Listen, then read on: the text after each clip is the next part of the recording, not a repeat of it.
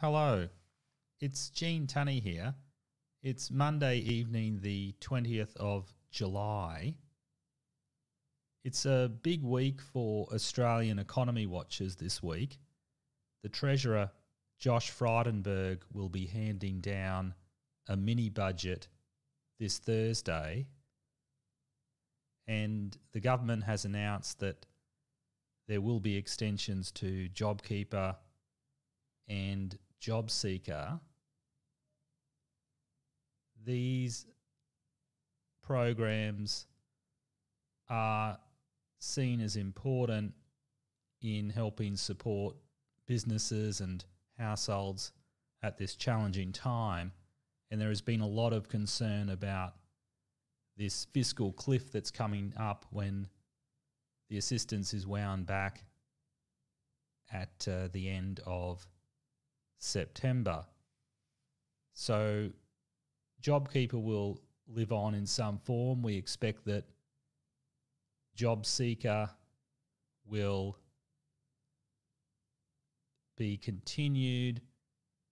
There'll be some winding back of that coronavirus supplement, but JobSeeker will go on at a rate higher than what New Start was before. We just don't know how much, so we'll have to wait and see there.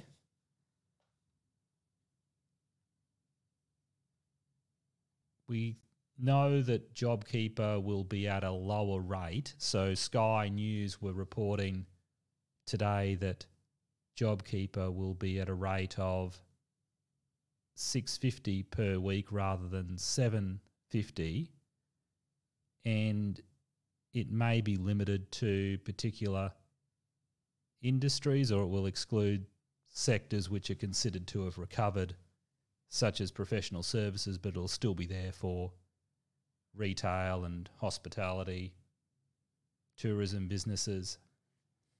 So those businesses most in need of assistance will be able to continue to access JobKeeper. A lot of attention will be paid to what the deficit figures will be and what that means for debt. UBS has estimated that the deficit in 2019-20 will come out at about $80 billion, and the deficit in 2021, so the financial year we're currently in, that'll be over $190 billion. Keep in mind that at the budget last year, Josh Frydenberg declared that in 2019-20 the budget would be back in black. So we're not back in black. There's lots of red ink. That, of course, has been inevitable given the coronavirus and the social distancing measures and the economic cost of those measures.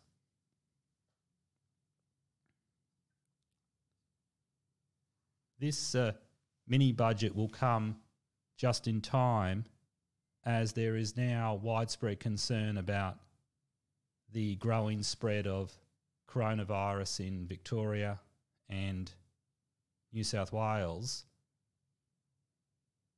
The Victorian government has had to introduce these harsh new measures, or reintroduce them in Melbourne. Well, now mask wearing is compulsory. Gladys Berejiklian saying that she won't reimpose restrictions in New South Wales, or she won't go back from where she is now. But that's going to be a difficult position to maintain if the virus does continue to spread there. Norman Swan was on ABC News earlier today, and he said that if the cases continue to grow in New South Wales, then Gladys Berejiklian may not have a choice but to reimpose some restrictions. Now, this is all very important. This mini budget's important because we've seen that consumer sentiment is it's fallen from where it was. Let's have a look at the Melbourne Institute Westpac consumer sentiment data that came out at the end of last week. In July, we saw a fall from the level in June. In June, consumer sentiment had almost recovered to that pre-COVID-19 level, but it's fallen back since then, and that's partly related to the concerns about the growing cases of coronavirus in Victoria. Looking over a longer time period, we see that consumer confidence, it's not as bad as it was, well, certainly not as bad as it was in the worst part of this crisis so far, when we really didn't know what was happening back around March, April.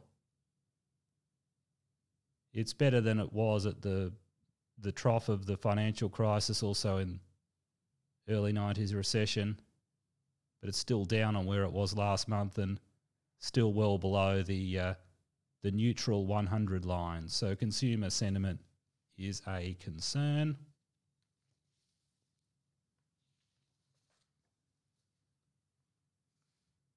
Another thing to bear in mind is that the economic recovery that we started to see in the ABS payroll, jobs and wages data,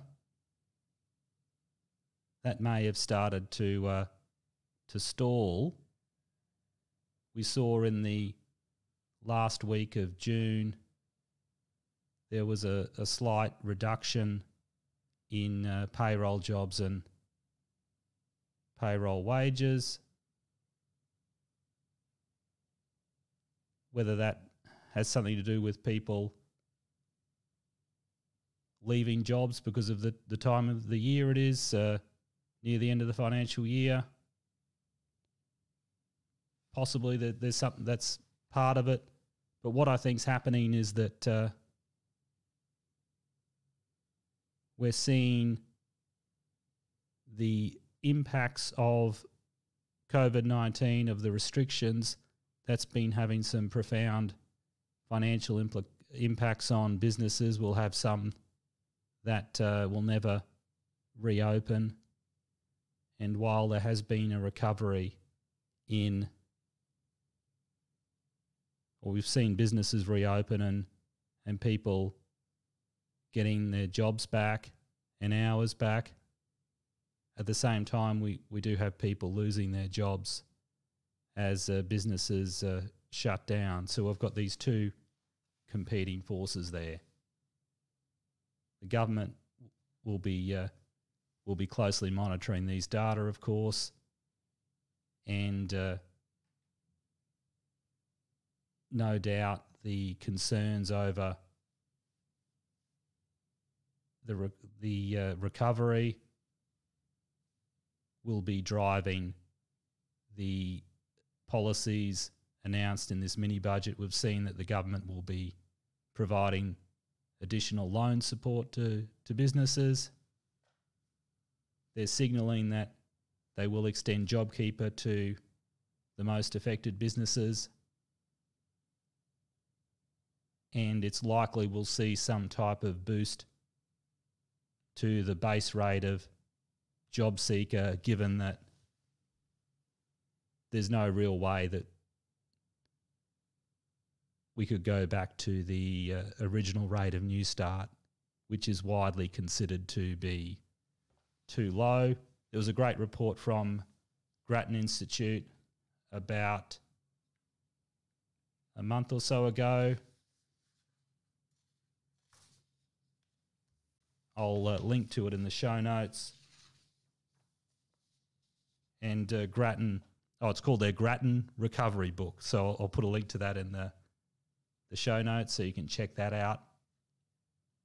And Grattan provide a lot of data that show just how inadequate that New Start rate was. So we need to be careful that we don't set the unemployment benefit at such a high level that it discourages people from getting a job. At the same time, we don't want it to be too low that people really suffer and they actually lack the resources to get themselves in a position to find a job. So we need to set it at an appropriate level. It was probably too low. Deloitte were arguing it was too low.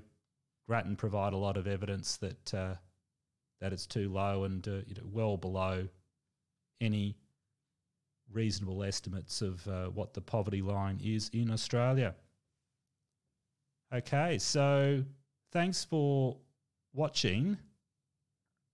I trust you'll be following the news on the mini budget, and I hope to update you further on the mini budget and the ongoing corona crisis in a future video.